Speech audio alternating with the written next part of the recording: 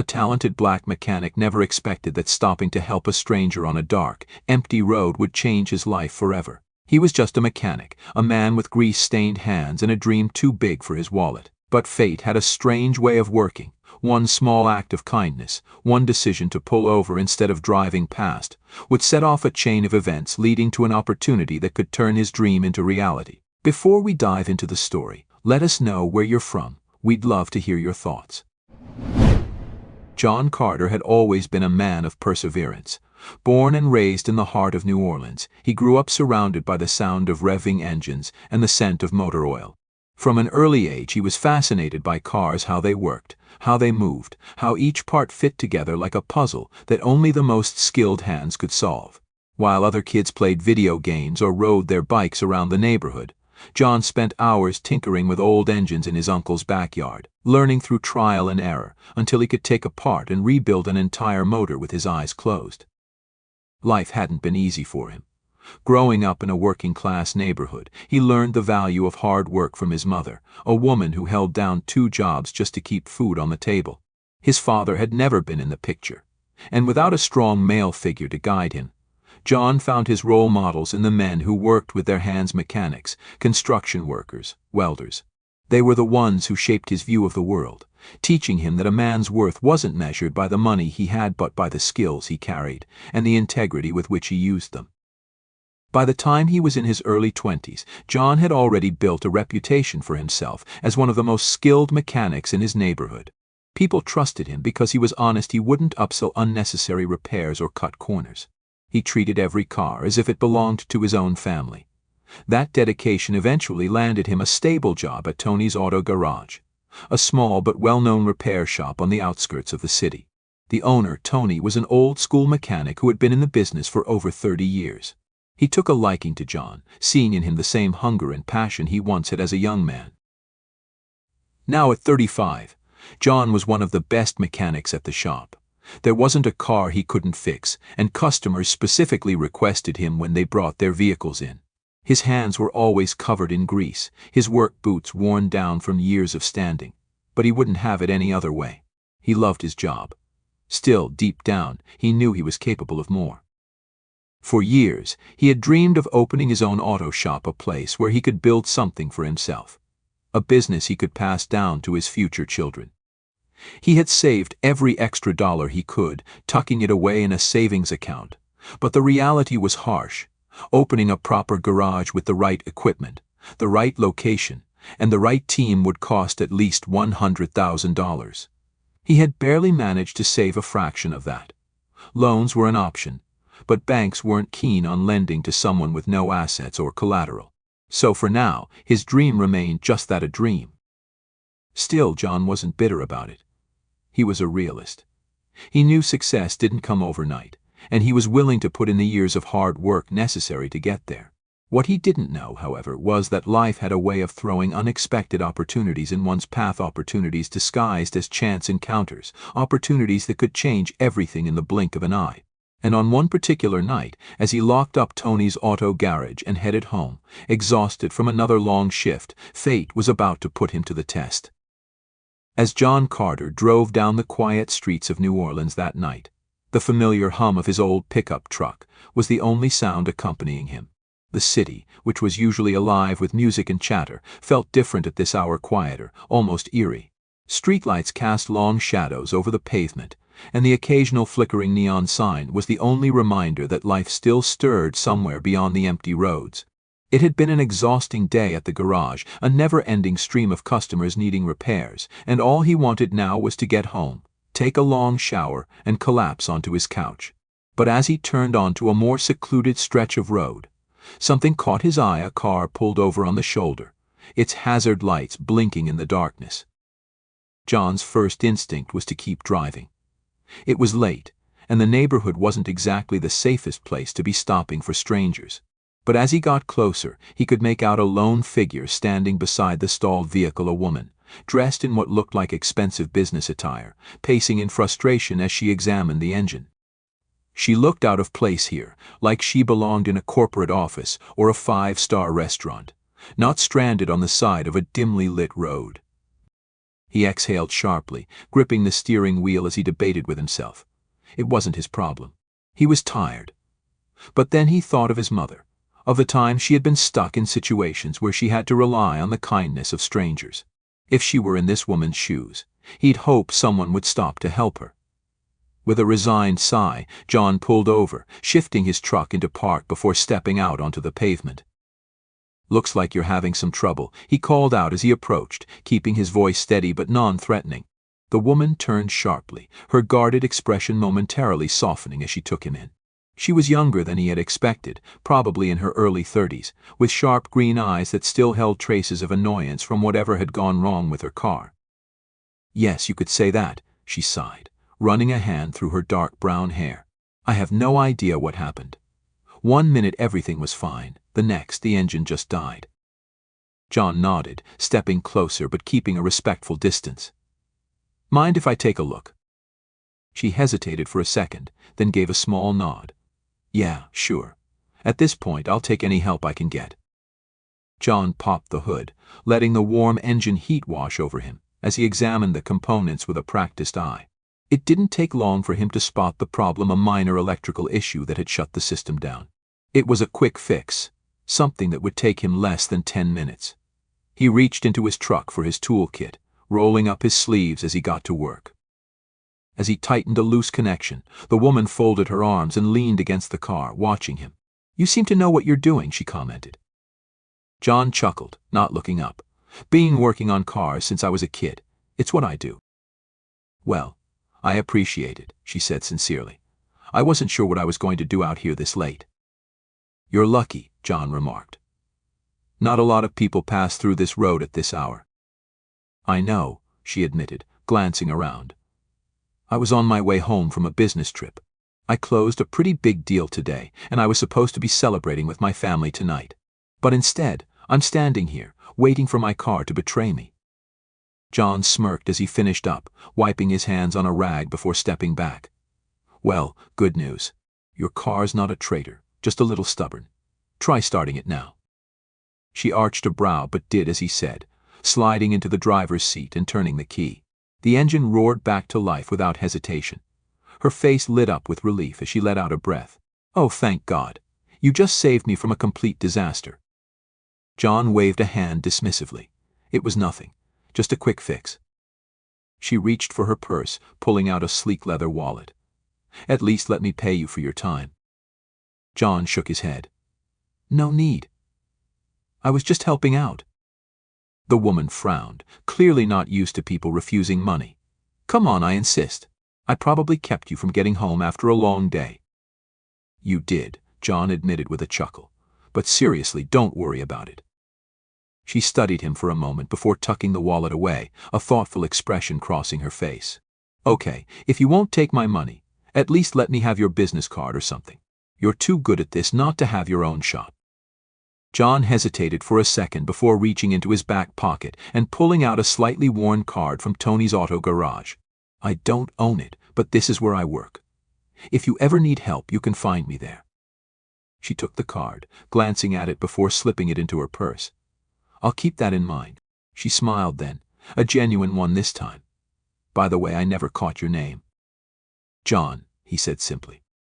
She extended a hand. "Sophia. Sophia Bennett." John shook her hand briefly before stepping back. "Well, Sophia, you should be good to go. Just keep an eye on it. If anything else acts up, bring it to a shop to get checked out properly." "Noted," she said as she shifted the car into gear. "Thanks again, John. I really appreciate it." "Drive safe," he said, watching as she pulled back onto the road. John waited until her taillights disappeared into the distance before heading back to his truck. As he slid behind the wheel, he shook his head slightly, exhaling. He didn't think much of the encounter. It wasn't the first time he had helped a stranger on the road, and it wouldn't be the last. To him, it was just another moment in a long day. What he didn't know, however, was that his small act of kindness had set something in motion, something that would change the course of his life in ways he never could have imagined. The next evening, John found himself back at Tony's Auto Garage, working late again. The shop had officially closed an hour ago, but he had stayed behind to finish up a particularly tricky repair on an old Chevrolet that had been giving him trouble all day. The rest of the crew had gone home, leaving the garage quiet except for the occasional clank of metal and the hum of the radio playing softly in the background. It was how John preferred it, no distractions, just him and the machinery, working together in perfect sync. As he tightened the last bolt, wiping sweat from his forehead with the back of his hand, he heard the unmistakable sound of a luxury car pulling up outside. The deep, purring engine of a Rolls-Royce wasn't something you heard often in this part of town. Curious, he set down his wrench and stepped out from under the hood, his hands still covered in grease. The car, sleek and immaculately polished, came to a slow stop in front of the garage. The doors opened in near silence, and stepping out first was Sophia Bennett, looking more polished than she had the night before. Gone was the frustration of being stranded tonight. She carried herself with ease, dressed in an elegant yet simple outfit that screamed quiet wealth. But it wasn't just her. A tall, distinguished man emerged from the driver's side, his suit perfectly tailored, his silver hair neatly combed back. Even without an introduction, John knew who he was. Richard Bennett. John had heard the name before. It was hard not to, especially in New Orleans. Richard Bennett was one of the city's most influential businessmen, a man known for his strategic mind and ability to turn failing companies into thriving empires. He wasn't just rich, he was the kind of rich that made people pay attention when he walked into a room. John wiped his hands on a rag as they approached. He wasn't the type to be intimidated by wealth, but he couldn't help but wonder why one of the most powerful men in the city had just pulled up to his workplace. Sophia, he greeted, nodding at her before turning his attention to Richard. And you must be her father. Richard extended his hand, his grip firm but not overbearing. Richard Bennett. And you must be John Carter, the man my daughter hasn't stopped talking about since last night. John raised an eyebrow, glancing at Sophia, who simply smiled. That so? Sophia shrugged. You saved my night. That doesn't happen often. John chuckled, folding his arms. Well, I appreciate the visit, but I take it this isn't just a social call. Richard's lips curled slightly, as if he appreciated John's directness. No, it's not. We wanted to speak with you in person. Do you have a moment? John motioned toward the garage. Sure, come on in. He led them inside, the scent of motor oil and rubber filling the air. It wasn't a luxury office, but this was John's world, and he was comfortable here. He grabbed a couple of stools from the workbench, offering them seats before leaning against the metal tool chest himself. Richard studied the surroundings for a moment before speaking. I'll get straight to the point, John. I appreciate what you did for my daughter last night, not just fixing her car, but refusing payment. That tells me something about you. John shrugged. I didn't do it for recognition. Just seemed like the right thing to do. Richard nodded, as if that was exactly the answer he had expected. That's a rare thing these days. People don't often help without expecting something in return. He leaned forward slightly, his sharp blue eyes locking onto John's. Tell me something, do you like working here? John hesitated for a moment, not because he didn't know the answer, but because he wasn't sure where this was going. I like what I do. I like working on cars, solving problems. But if you're asking whether I want to be a mechanic for someone else for the rest of my life, then no. I've got bigger goals than that. Richard smiled, glancing briefly at Sophia before turning back to John. That's what I thought. He straightened, adjusting the cuff of his suit. Sophia told me you've been wanting to open your own shop. John's jaw tightened slightly. He wasn't used to discussing his dreams with strangers, let alone men like Richard Bennett. Yeah, it's something I've been working toward, but a dream doesn't mean much without the money to make it happen. Richard leaned back, crossing one leg over the other. That's why we're here. I want to invest in you, John. $100,000, no strings attached, no debt hanging over your head. Just an investment in your talent and potential. John stared at him for a moment, certain he had misheard. Sophia was watching him carefully, waiting for his reaction. You're offering me $100,000, John said slowly, because I helped your daughter fix a car. Richard let out a low chuckle. No, John. I'm offering you an investment because I believe in people who have both skill and character. Sophia saw something in you, and after what she told me, I wanted to see for myself. I don't throw money around for no reason. I invest in things I think will grow. And I think you're worth betting on." John exhaled, running a hand over his head. He wasn't a man who got flustered easily, but this was a lot to process. He looked at Sophia. "And you agree with this?" She nodded. "Completely. I know a good business mind when I see one. You may not realize it yet, but you have everything it takes to run a successful shop. You just need the resources to make it happen." John glanced between the two of them, still grappling with the sheer insanity of the situation. This morning he had woken up thinking today would be just like any other. And now, a billionaire was sitting in his garage, offering him the kind of opportunity that most people only dreamed of. But he wasn't naive. He had spent too much of his life working from the ground up to believe in handouts. His pride wouldn't let him take something for nothing. He crossed his arms. "I appreciate the offer, but I don't take charity." Richard studied him for a long moment before smiling. "That's exactly why I'm making it. This isn't charity, John. It's a business decision. If you fail, I lose my investment, simple as that. But I don't think you'll fail.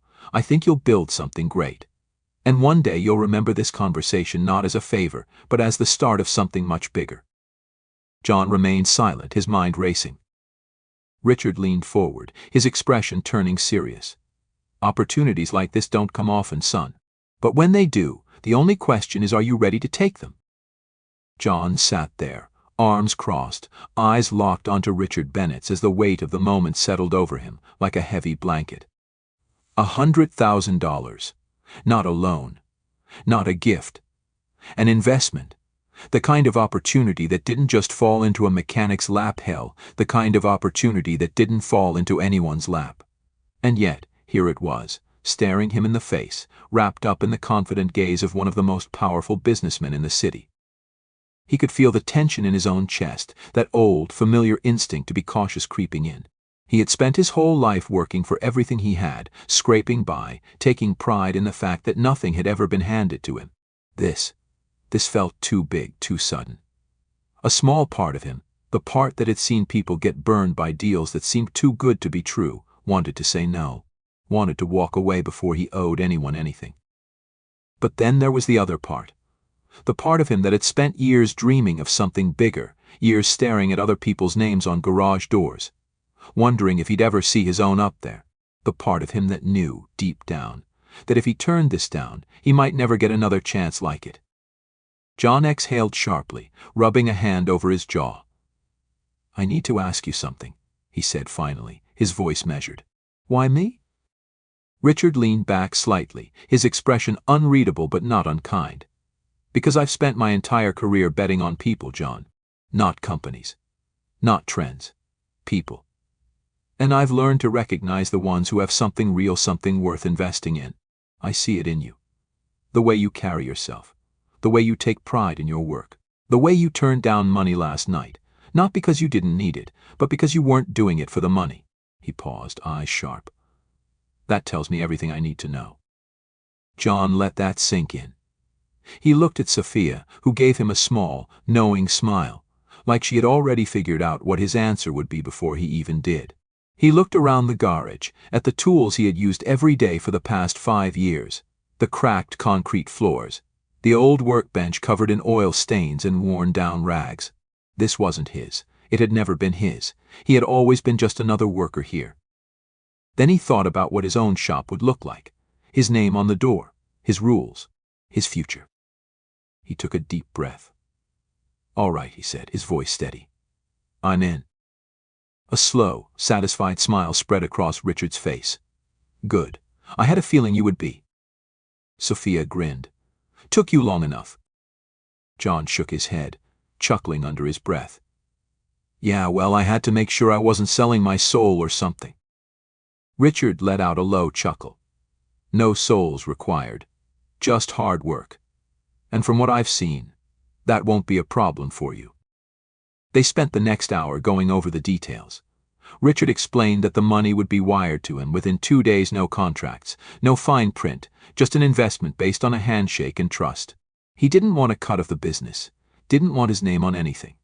The only thing he asked for was John's best effort. John promised he'd deliver. 2 months later. The grand opening of Carter's Auto Works was bigger than John had ever imagined. The new garage sat on a prime lot on the edge of the city, with a sleek sign above the entrance, his name, bold and proud, for the world to see. The inside was spotless, freshly painted walls, top-of-the-line tools, and brand-new lifts that actually worked without needing a swift kick to start. And the customers. They came, not just because of the shop's modern look, but because of John himself. His reputation had followed him. People who had been coming to him for years at Tony's now brought their business to Carter's Auto Works. Word spread fast. 1 customer turned into 5. 5 turned into 20. Within a month, he had to hire 2 more mechanics just to keep up with demand. It was his, finally. Sophia stopped by often, sometimes under the excuse of needing a routine checkup on her car, but mostly just to see how things were going. Their conversations had become easier, more familiar, filled with inside jokes and business talk. She had an eye for strategy, and John wasn't too proud to admit that some of her suggestions had helped him streamline the shop's operations. As for Richard, he visited every now and then, but never as an investor checking in on his money, just as a friend, watching something he had believed in come to life.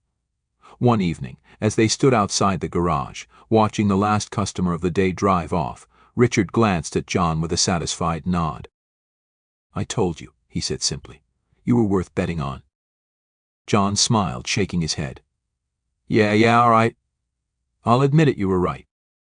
Richard chuckled. "Get used to saying that. I usually am." John laughed, glancing up at his own name above the shop one more time, feeling the weight of everything it had taken to get here. He thought about that night on the side of the road, about how a simple act of kindness had led to this. It was a lesson he'd never forget, that sometimes the biggest opportunities come from the smallest moments. And as he locked up the shop for the night, he knew one thing for sure. This was just the beginning. Join us to share meaningful stories by hitting the like and subscribe buttons.